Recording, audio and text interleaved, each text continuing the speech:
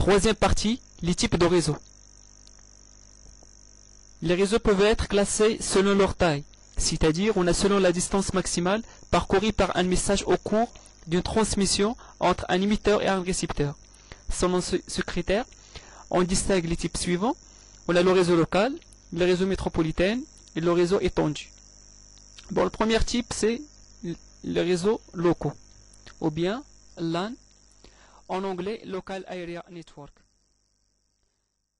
Un réseau local est un groupe d'ordinateurs et de périphériques installés dans un rayon relativement limité et connectés entre eux par une liaison qui permet à chacun d'interagir avec n'importe quel élément de réseau. On a le nombre d'ordinateurs, on peut aller de 2 jusqu'à plusieurs dizaines. On a le rayon converté illimité. On a, prenons par exemple la salle multimédia des établissements scolaires. On a dans une distance de quelques kilomètres, on a permet de transporter jusqu'à 1 gigabit par seconde. Bon, le deuxième type, c'est les réseaux métropolitains, en anglais ou bien MAN, en anglais Metropolitan Area Network.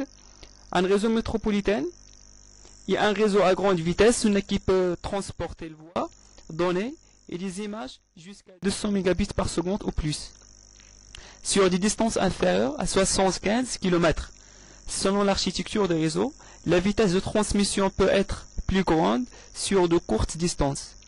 Un MAN, il peut inclure plusieurs réseaux locaux.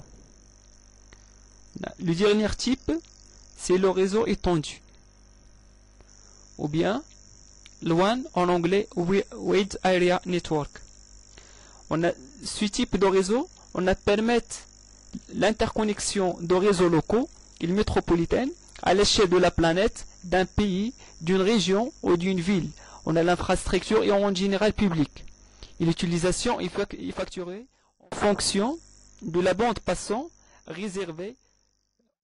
On peut obtenir ce type de réseau selon interconnecter les réseaux locaux des établissements scolaires marocains par exemple.